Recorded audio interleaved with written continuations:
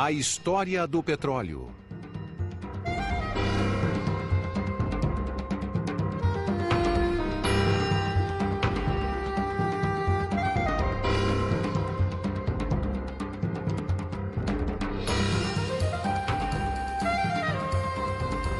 Apenas 100 anos depois do início da civilização do automóvel, os especialistas alertam que o homem já queimou cerca de metade das reservas mundiais de petróleo, que a natureza levou milhões de anos para produzir.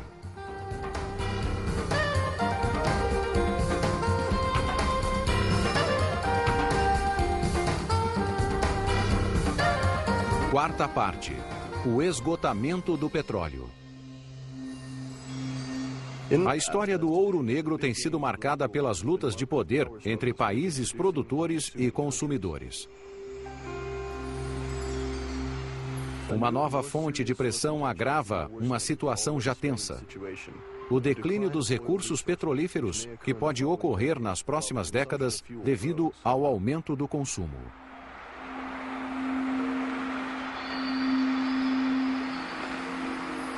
A Segunda Guerra do Golfo.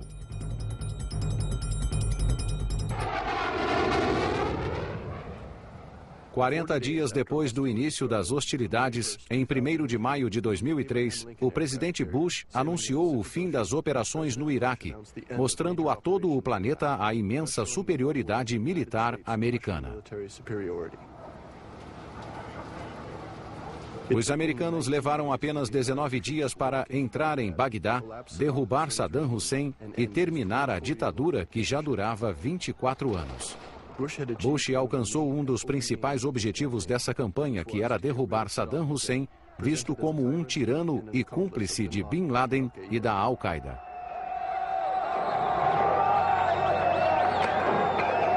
Agora só falta reestabelecer a paz, encontrar as armas de destruição em massa e implantar a democracia. Esses objetivos elevados escondiam algo menos honroso, algo ligado ao petróleo. Sheikh Yamani, ex-ministro do petróleo da Arábia Saudita, acha que sim. I have no illusion. Oil is the prime objective for the invasion and occupation of Iraq. During the period of President Clinton, 10 Americans wrote him a letter suggesting that America has to go and occupy Iraq and control the oil fields. This was years ago. Among the 10, Vice President Cheney, Rumsfeld, Paul Wolfowitz, Armitage, and so on. This is a known fact. So those people became in the administration and they really have the power to decide.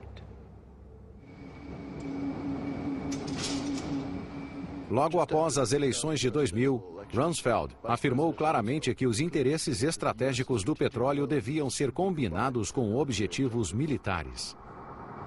We have a political policy that makes the Arabs our enemies. That's still true. And we have an economic policy that makes us dependent on Arabs for our oil. It's a very difficult position. Well, of course, now, putting this in today's context, we have people in the White House who are going to say we're going to solve this problem, not by producing more energy, and not by producing energy here. We cannot do that here. There are no possibilities of producing more oil here, but by taking over Iraqi oil. You take over Iraqi oil, and we can take over Saudi oil and the oil in the rest of the Gulf, and then we will be in a position to dictate policies forever to the other consumers, namely Europe and Japan and India and everybody else. It's a weird situation we're in today. Essa situação vem das diversas mudanças que ocorreram na década passada. A era das supercompanhias.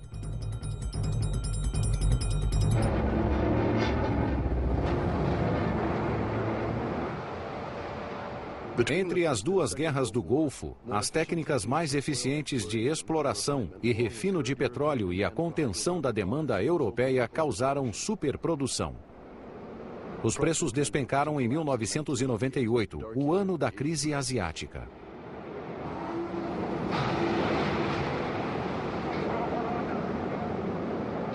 Nessas circunstâncias difíceis, as grandes companhias mais uma vez souberam se adaptar.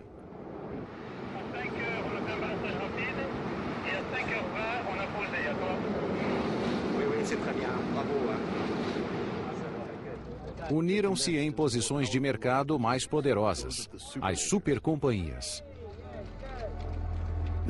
Foi o que aconteceu quando a anglo-britânica British Petroleum e a americana Amoco fizeram a maior fusão da história do petróleo. A francesa Total fez o mesmo e depois de encampar a belga Petrofina, fundiu-se com a Elf Aquitaine. Ainda mais espetacular foi a fusão de duas empresas americanas, a Exxon e a Mobil, que criou a maior empresa do mundo, ainda maior que a General Motors e a Ford. As many of you know, I have never been in favor of bigness for bigness' sake alone. But there are clearly benefits to having this broader resource base. Said another way, this is a case of the whole being greater than the sum of the parts. Ironicamente, a Exxon e a Mobil foram parte importante da Standard Oil até 1911, quando o império de Rockefeller foi alvo das leis antitrust. 90 anos depois, a reunificação da Exxon e da Mobil parece a vingança póstuma de Rockefeller. As pequenas companhias foram varridas do mapa pelas poderosas supercompanhias. Estas concentraram suas atividades no refino, distribuição e na petroquímica, cujos lucros multiplicaram-se por 10 desde o final dos anos 90. A partir de 1999, os preços voltaram ao normal, até a decepção que se seguiu à rápida vitória americana no Iraque. Desde o início da ocupação americana, era óbvio que o petróleo demoraria a voltar aos mercados mundiais. Em vez da paz esperada, as tropas americanas confrontaram a hostilidade crescente da população.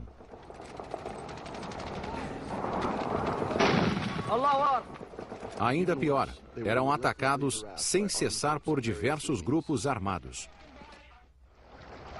Como os americanos esperavam modernizar a indústria petrolífera iraquiana depois de 10 anos de embargo? Além disso, o equipamento de petróleo era continuamente sabotado. A Casa Branca queria usar o petróleo iraquiano em vez de o petróleo saudita, pois a Arábia Saudita estava envolvida nos atentados de 9 de setembro, mas não o conseguiu. Apesar de inúmeros ataques terroristas que ameaçaram a estabilidade da Arábia Saudita, o país continuou a ser o maior fornecedor de petróleo para os Estados Unidos e a Europa. O preço do óleo cru começou a subir novamente devido ao confuso contexto geopolítico. Em novembro de 2003, o preço por barril ultrapassou $30. Diversos fatores acentuaram o nervosismo do mercado e provocaram um aumento de 30% no preço do óleo cru em um período de 6 meses. Um deles foi o conflito entre o Sindicato de Petroleiros da Venezuela e o governo de Hugo Chávez e as greves que se seguiram. Porém, a principal causa do que parecia ser uma nova crise foi o inacreditável aumento da demanda chinesa por petróleo.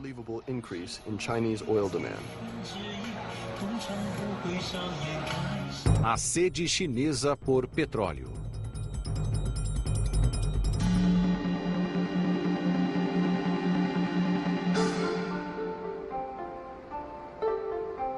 Até o final do século XX, a China era autossuficiente em petróleo, mas a situação mudou de repente no início do século XXI.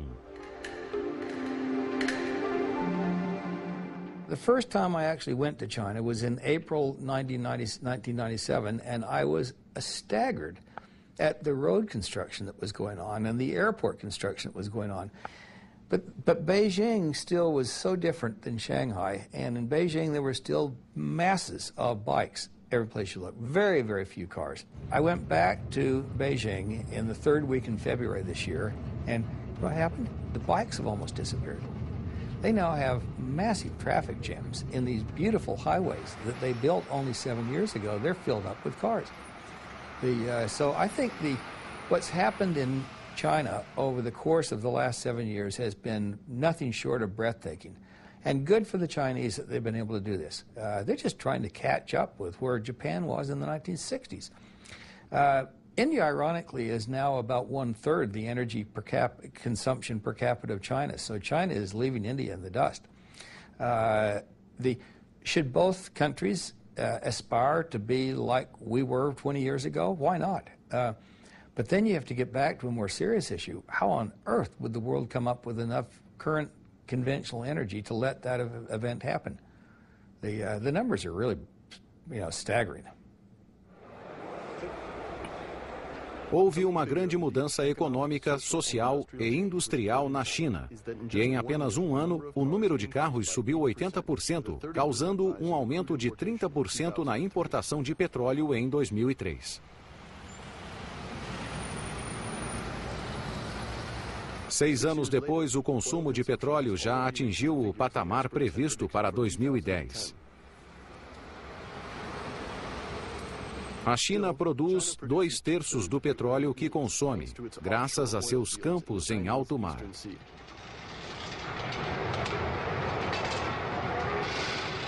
Mas as estimativas dizem que essas reservas estarão esgotadas dentro de apenas 5 anos. O consumo de petróleo na China irá aumentar tanto que em 20 anos deve igualar o dos Estados Unidos, o maior consumidor de energia do mundo. O descuidado consumo de energia americano. Os Estados Unidos herdaram o sonho de prosperidade e consumo ilimitado do pós-guerra. Esse sonho moldou o modo de pensar e viver dos americanos de hoje. If you really get into the way the statistics work, we're actually a remarkably energy efficient user. We just use a lot of it.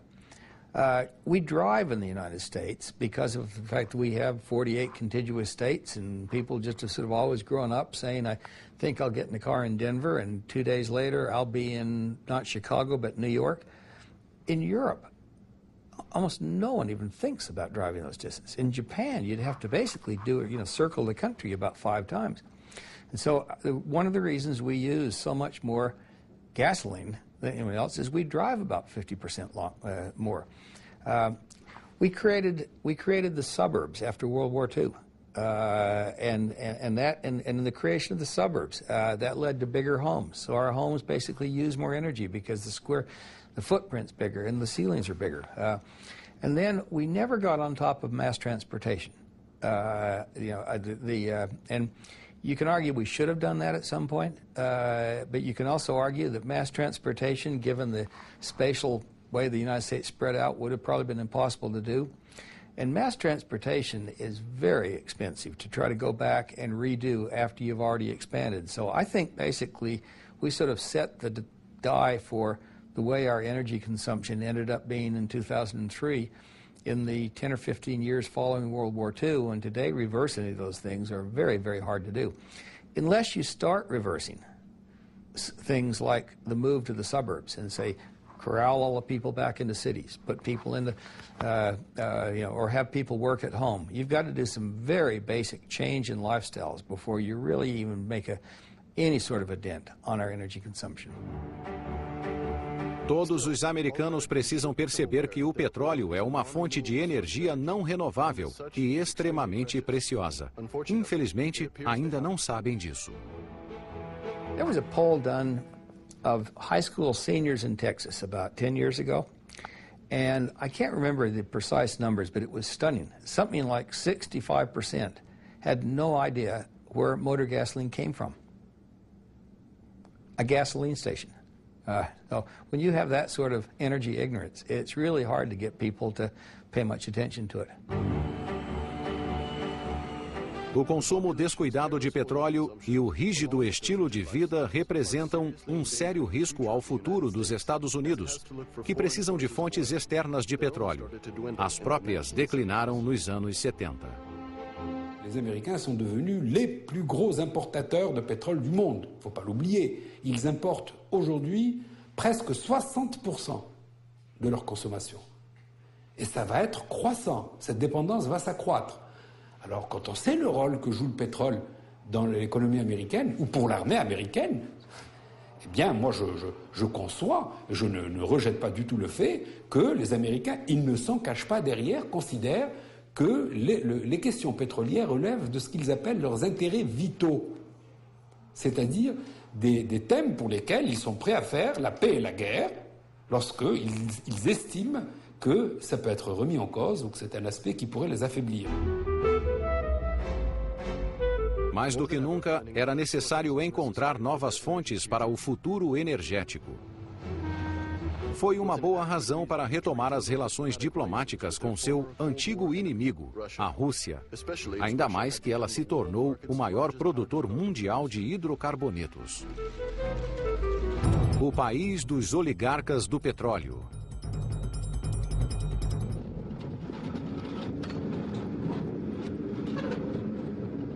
No final dos anos 90, a indústria petrolífera russa voltou a funcionar.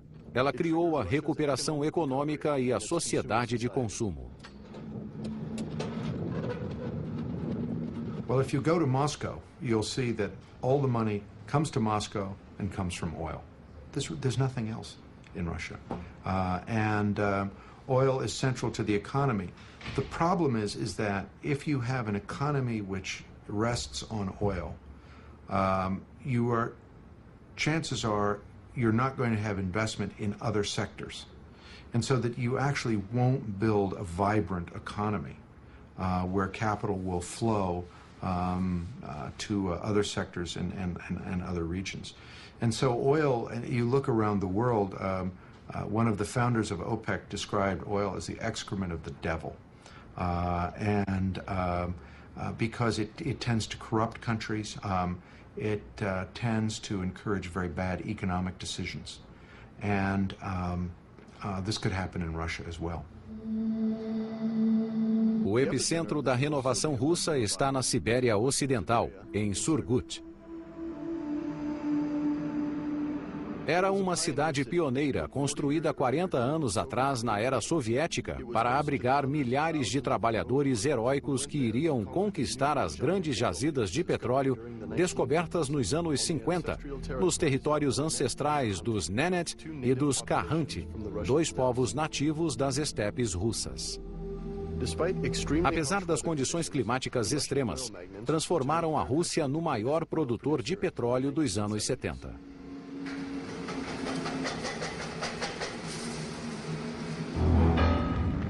Vinte anos depois, a superexploração das jazidas e a falta de organização da indústria provocaram vários acidentes com graves consequências ambientais.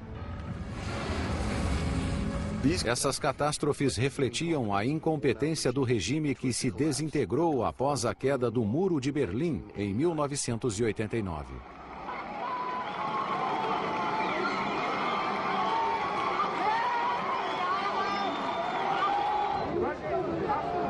Distúrbios populares e lutas pelo poder aconteceram em Moscou.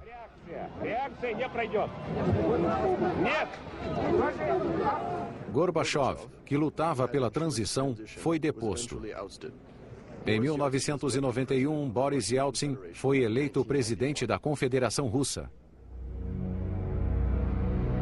Nesse período conturbado, a economia ficou à beira da falência e a produção de petróleo caiu pela metade. Em 1995, buscando levantar o país, o presidente Yeltsin lançou um programa de privatização das companhias estatais. Isso abalaria todo o setor petrolífero que havia sido privatizado em 1917 por Lenin.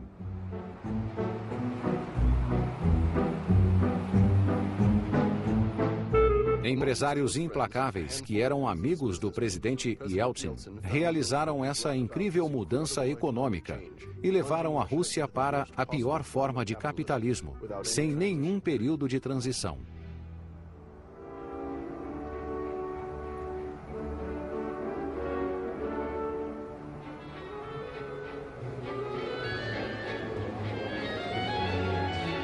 Esses oligarcas tinham um objetivo: enriquecer muito o mais rápido possível. As maiores fortunas vieram do petróleo.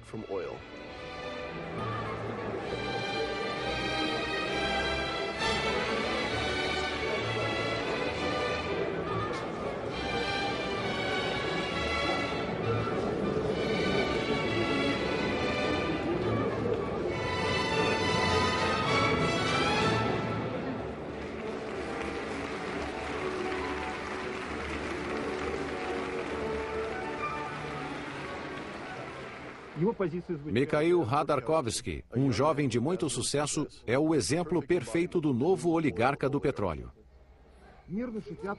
Mas, ao contrário dos demais novos ricos russos, Khodorkovsky era visto como um homem simples que respeitava os valores tradicionais. Mas não é isso que sua vida demonstra. Depois de um início promissor com contrabando de bebidas, computadores e imitação de roupas de grife, esse engenheiro químico de origem modesta e que pertenceu à juventude comunista fundou um banco para administrar o orçamento do Estado, ainda na época de Gorbachev. Yeltsin entregou a esse banco a privatização da Yukos, uma das maiores companhias petrolíferas soviéticas.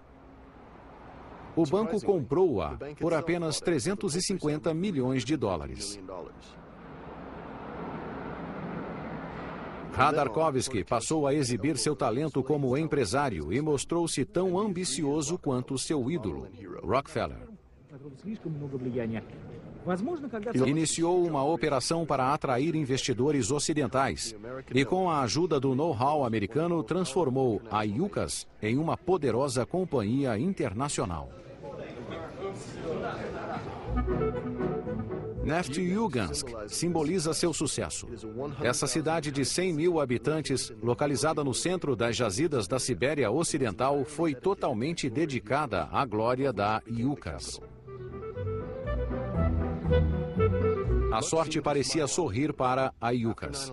Depois de 9 de setembro, os americanos voltaram-se para a Rússia a fim de substituir o petróleo saudita. Começara a lua de mel entre Putin e Bush.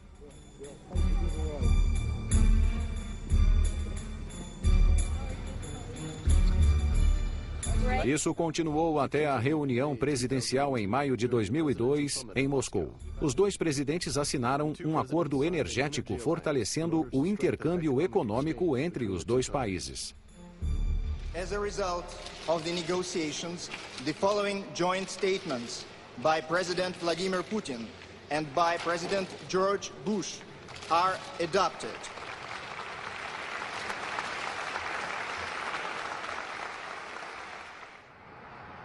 O acordo foi formulado 5 meses depois, em Houston, Texas. O governo americano prometeu uma generosa contribuição à indústria petrolífera russa, em troca da promessa do governo russo de que seu petróleo fluiria para os Estados Unidos, visando ser seu maior fornecedor em 2010. O petróleo siberiano começou a jorrar, mas como transportá-lo por uma distância tão grande até os petroleiros americanos?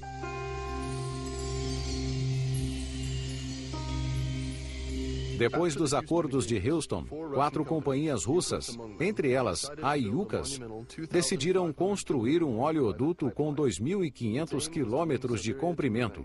Queriam ligar a Sibéria a Murmansk, o único porto do Mar de Barents, sem gelo durante todo o ano e de triste fama pelos 122 submarinos nucleares abandonados à ferrugem. A construção começará em 2007 e, se tudo der certo, o petróleo irá para as refinarias texanas.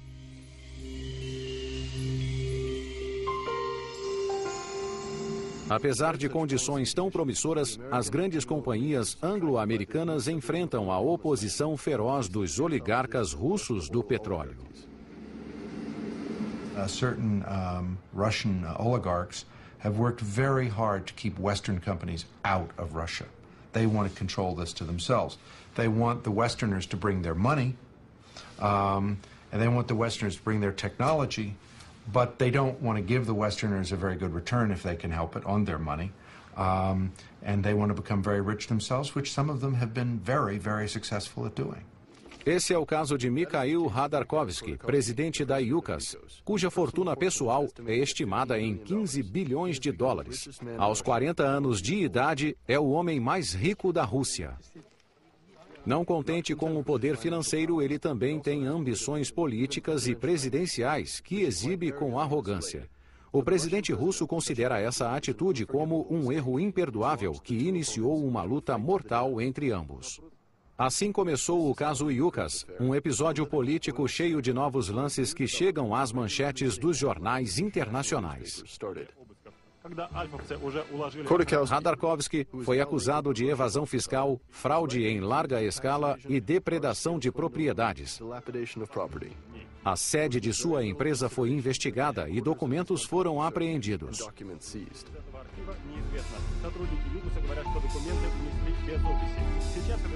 Khodorkovsky reagiu com arrogância a esse ataque. Исчерпала ли прокуратура весь набор законных методов? Исчерпала уже давно. Исчерпала ли она весь набор незаконных методов? Нет, конечно, незаконные методы у нас имеют gораздо большую историю, и, слава богу, я надеюсь, что часть из них в современном обществе просто невозможна. Putin mostrou-se virtuoso quando lhe fizeram perguntas em uma entrevista coletiva. Так же, как и перед законом, должны быть равны все. И скромный клерк, и госчиновник, даже самого высокого ранга, рядовой гражданин, средний предприниматель, крупный бизнесмен. Вне зависимости от того, сколько миллиардов долларов числится на его личных или корпоративных счетах. Все спекуляции и истерику на этот счет просил бы прекратить. А правительство прошу в эту дискуссию не втягиваться. Embora a justiça estivesse se fechando sobre Khodorkovsky, ele parecia sereno. Deu esta entrevista ao voltar do Sun Valley Forum, que reuniu os mais ricos e famosos executivos do mundo. К глубокому сожалению, я думаю, что резоны носят исключительно политический характер. А какие силы стоят за этим, я думаю, что вы и без меня догадываетесь. Спасибо большое. Все, господа. Хорошо? Нормально? Pouco tempo depois dessa declaração, Khodorkovsky foi preso no antigo estilo da KGB.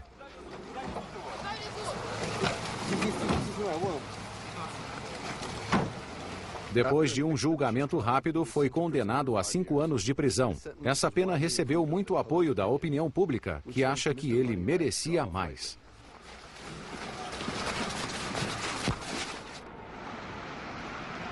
A empresa foi fechada. O Estado ficou com a maior parte em um leilão fraudulento através da Rosneft, uma companhia nacionalizada cujo diretor é muito amigo de Putin. O caso Yukas foi um alerta para a oligarquia do petróleo e para as grandes companhias dos países industrializados. Como no tempo dos soviéticos, o governo de Putin controla o petróleo. As grandes companhias que tiveram uma amarga lição na Rússia preferem países mais abertos a investidores estrangeiros. É assim nos novos países do Mar Cáspio, cujo anseio por moedas ocidentais combina com a necessidade das companhias por petróleo. Política do oleoduto.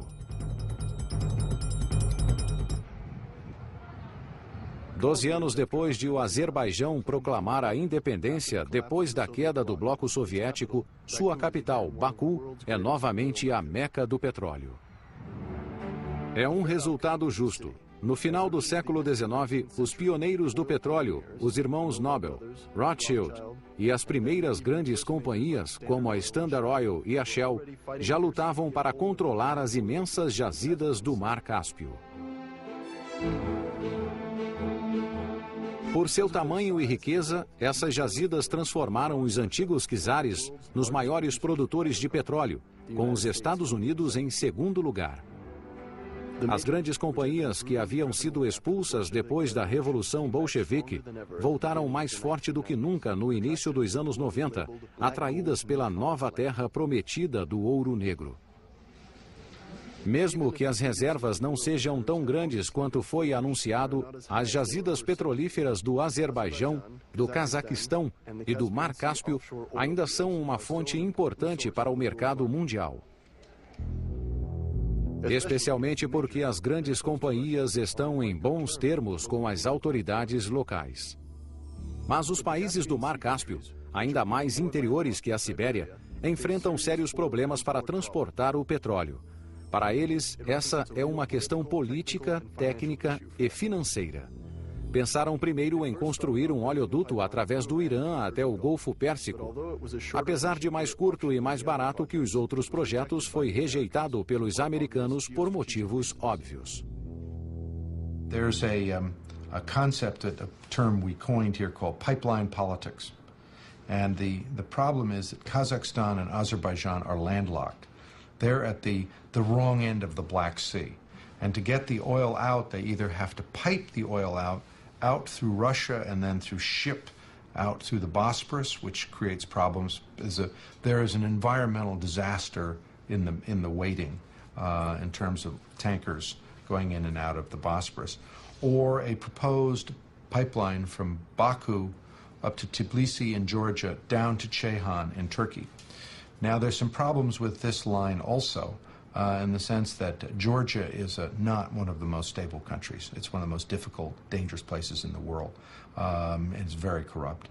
Apesar das desvantagens e da raiva dos russos que já controlaram o petróleo do Cáspio, um consórcio de 11 grandes companhias, liderado pela British Petroleum Amoco, concordou com o projeto de um oleoduto de Baku por Tbilisi até Ceyhan, no Mar Mediterrâneo.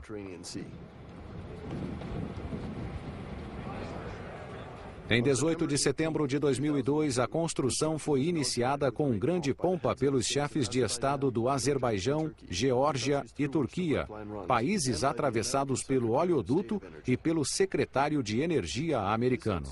Essa obra apresentou todos os problemas possíveis e quebrou todos os recordes. A mais cara, 3 bilhões e 300 milhões de dólares. A mais longa, 1.750 quilômetros formados por 150 mil segmentos para soldar e enterrar no solo. 1.500 rios e 3.000 metros de passagens suspensas para cruzar.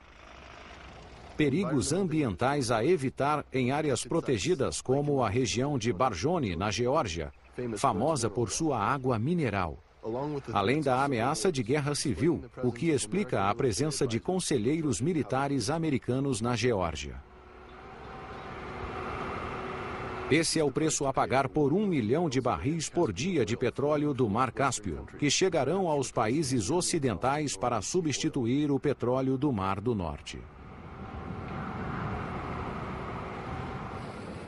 Graças a essa saída para o Mediterrâneo, os petroleiros não precisarão navegar por estreitos perigosos como o Bósforo, já congestionado com 50 mil navios e 10 mil petroleiros por ano. Há uma ameaça constante de que ocorra uma imensa catástrofe ambiental.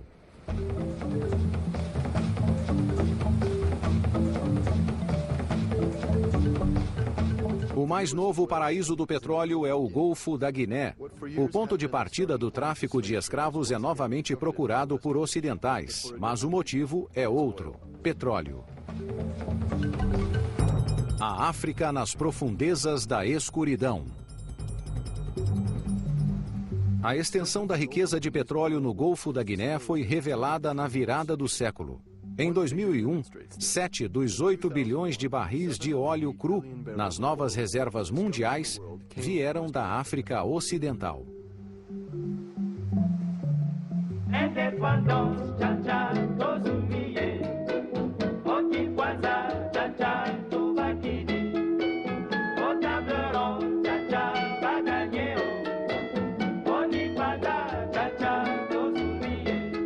A aventura do petróleo expandiu-se depressa depois das guerras pela independência.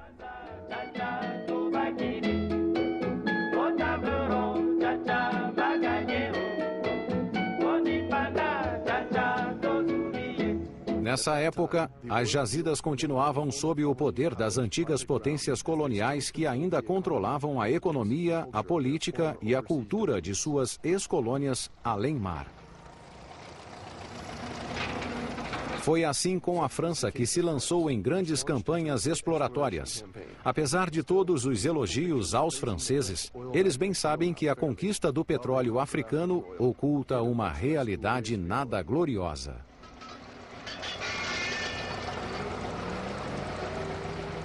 A sombria cooperação franco-africana criada por de Gaulle nos anos 60 floresceu nos países do Golfo da Guiné, onde se estabeleceu a companhia estatal Elf Actan. Nesses países recém-independentes e corruptos, as relações entre os líderes políticos e as companhias estrangeiras baseavam-se em suborno. Mais união. A Elf Actan submetia-se a isso, com a cumplicidade benevolente do ministro francês para a cooperação. Era o preço a pagar para controlar as atividades na África. Nas décadas seguintes, a companhia estatal passou dos limites. Fundos secretos, suborno, caixa 2, sem que os governos percebessem.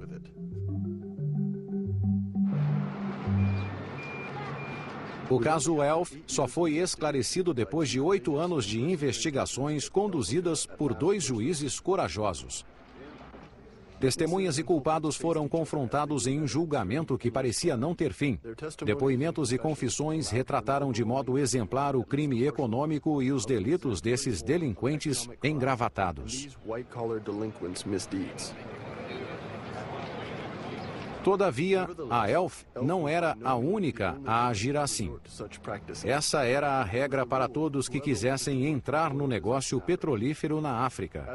Como diz a expressão, ticket de entrada.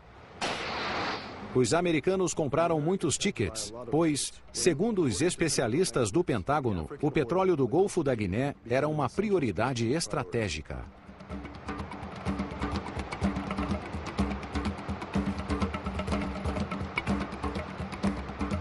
Não é preciso construir oleodutos como no Cáucaso ou na Sibéria, pois o óleo cru sai do mar e é diretamente transportado por petroleiros para o Texas e a Louisiana, atravessando o oceano pela rota dos navios negreiros.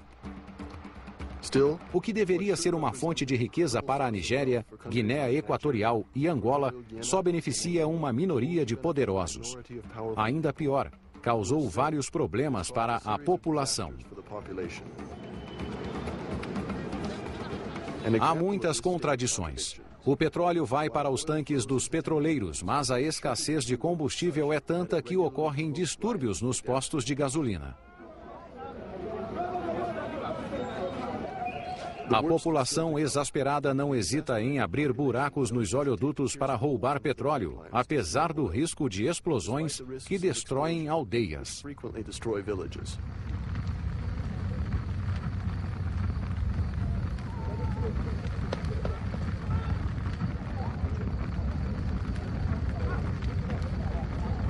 Qual a importância das populações carentes diante do valor do petróleo para os países responsáveis por 16% das importações americanas, quase o mesmo que a Arábia Saudita? Os países ocidentais podem dispensar o petróleo saudita? De modo algum. Le problème de l'intérêt du pétrole du Moyen-Orient, c'est pas tellement le court terme. À court terme, il y a assez de capacité. Quand je dis court terme, dans les 3-5 prochaines années, il y a assez de pétrole dans le reste du monde pour pouvoir satisfaire tranquillement les besoins de l'économie mondiale. Mais au-delà de 10 ans, et ce n'est rien 10 ans dans le monde de la stratégie, Dans le monde de l'énergie aussi, ce n'est rien 10 ans. 10 ans, c'est vraiment rien. C'est le temps de découvrir et de développer un gisement pétrolier, en gros, ou gazier. Eh bien, dans le monde de l'énergie, on sait que dans 10 ans, eh bien, les capacités de production hors de l'OPEP seront utilisées au maximum, que certaines d'entre elles commenceront à décliner et que pour satisfaire les besoins de l'humanité, il faudra mobiliser sur une plus grande échelle encore le Moyen-Orient. Alors on imagine aujourd'hui les modèles qui tournent, les meilleurs, ceux du département d'État de l'énergie, ceux de l'Agence internationale de l'énergie, eh bien, prédisent qu'il faudra que les pays du Moyen-Orient doublent leur production dans les 15 prochaines années. As jazidas petrolíferas do Oriente Médio, que são o último fornecedor para a crescente demanda e representam metade da riqueza atual em petróleo, podem esgotar-se rapidamente. O que acontecerá depois? Como disse um saudita, meu pai andava de camelo, eu dirijo um carro, meu filho pilota um jato e meu neto andará de camelo. Essa piada repete os especialistas que se perguntam quando vai acontecer. Amanhã, depois de amanhã, quando a produção mundial de petróleo vai começar a cair? Essa pergunta, vital para o futuro da humanidade, está diretamente ligada às especificidades geológicas das jazidas e ao modo como são exploradas. Production grows, often driven by the big fields which are found early. And, of course, it takes time to develop all the fields and drill all the little wells and establish the platforms and everything. And production grows and it grows and it grows. And then it levels off a little bit. And then at a certain point, the production begins to decline because the pressure falls in the reservoir. The oil has to move slowly through the rocks. It isn't a big cavern down there full of oil. It's sitting in the minute pore space between the rocks, like a sponge, you could say. So the oil has to move through the rocks, and naturally, as it's taken out, it gets more and more slow to move towards the wellbores. So production declines slowly on a long, long tail. Now, we may never run out of oil, you know, because the last drops, there will always be some drop somewhere. So running out is not really the subject we need to address. The real important point is when the growth of the past, which has driven the world's economy, reaches a top and begins to decline. O geólogo americano Dr. King Hubbard abordou essa questão há 50 anos. Criou um modelo para prever a quantidade de petróleo remanescente.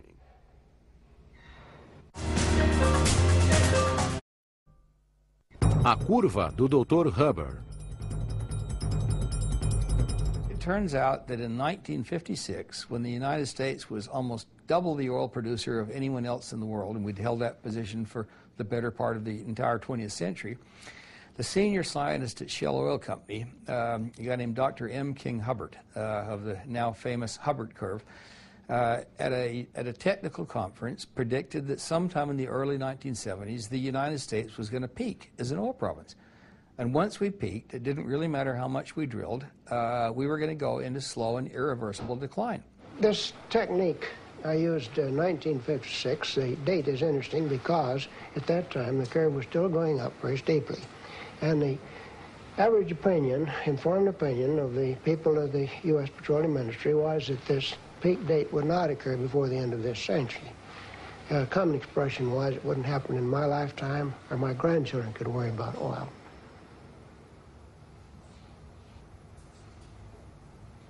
Ao contrário do que pensavam os céticos, as previsões estavam certas. Em 1970, a produção de petróleo dos Estados Unidos atingiu o auge. Isso foi o início de um longo declínio que nenhuma nova descoberta conseguiu impedir.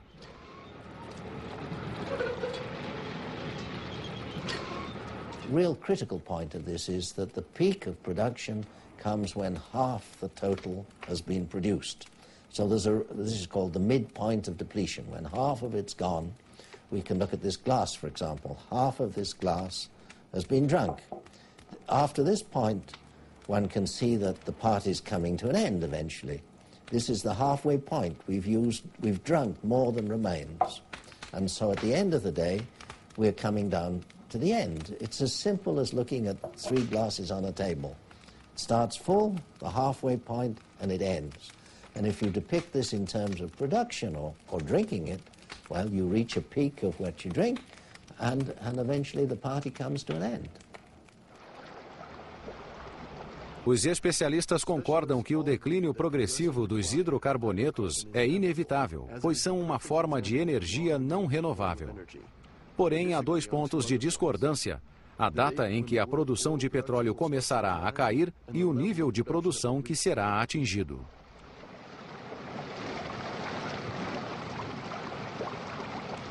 Aujourd'hui, il y a en gros 2 écoles opposées. Les pessimistes qui nous disent on est très près du pic, c'est dans les 5 à 10 ans qui viennent, et à un niveau peu supérieur au niveau de production mondiale actuel, qui est de 75 millions de barils jour en chiffre rond pour il y a 2 ans, et disons, il pourrait augmenter de 10 ou 15% selon eux. Et puis les optimistes, je vais prendre les plus optimistes, par exemple l'Agence internationale de l'énergie, qui nous dit non, c'est après 2030-2040, et à un niveau très supérieur au niveau actuel, disons, on va continuer à monter sans problème jusqu'à 120 millions de barils jour. Alors, il est difficile de dire qui a tort, qui a raison, mais je crois personnellement que les pessimistes sont plus près de la vérité que la vision officielle d'une production qui pourrait encore augmenter de plus de 50% par rapport à la production actuelle. Je crois que c'est impossible et que le pic, le plus probablement, ce sera d'ailleurs plutôt un plateau qu'un pic, c'est dans une vingtaine d'années, c'est-à-dire demain à l'échelle de l'histoire économique. O declínio está próximo. Nossa sociedade e modo de vida serão abalados mais drasticamente do que foram pelas revoluções neolítica e industrial? Well, we're standing here in the extreme west of Ireland, and over there is a Bronze Age tomb, 4,000 years old. And it's often said that the Stone Age didn't end because we ran out of stones. It's perfectly true, we didn't. We found bronze, which is copper, which was mined from little veins around here. And copper and tin put together made bronze, which was a better tool and a better weapon than stone. So we moved from the Stone Age to the Bronze Age, and over the last 2,000 years we've moved to iron, to steel, to the Industrial Revolution just only 200 years ago. And we have seen the enormous expansion of the economy, the world. Everywhere you look, there's been an enormous progress. And many people would say that this progress was driven by money. It's not so. What drove this enormous progress was energy. And most of this energy came from oil in the last 50, 100 years.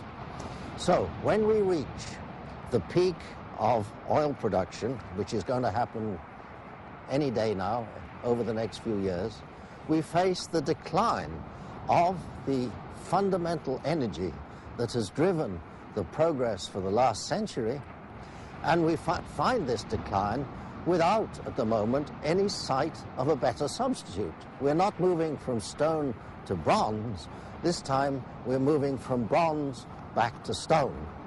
And therefore this is an absolutely critical subject which will affect every aspect of life. Oil, 90% of transport fuel comes from oil. Transport means trade, and agriculture makes heavy demands upon oil in many ways to provide synthetic fertilizers, to provide irrigation, to provide transport from the fields to the towns.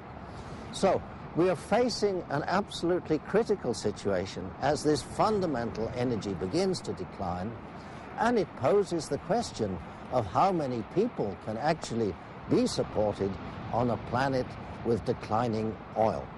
So this is the most critical subject that we can really address, and it's a very strange thing that such an important matter is not better understood, especially by the world's governments, and especially by the world's leaders and thinkers. And the reason for this is that because there is no particular difficulty in understanding the discovery trends or how big the oil fields are or what remains to be found. This is not a particularly difficult thing to do. It is an issue of mindset. People just cannot bring themselves to think that something fundamental is going to change. And yet, that is the absolute message that the rocks tell us. And you can't change the rocks. They were laid down in the geological past. They're beyond human intervention. So I think we've reached the point when we really have to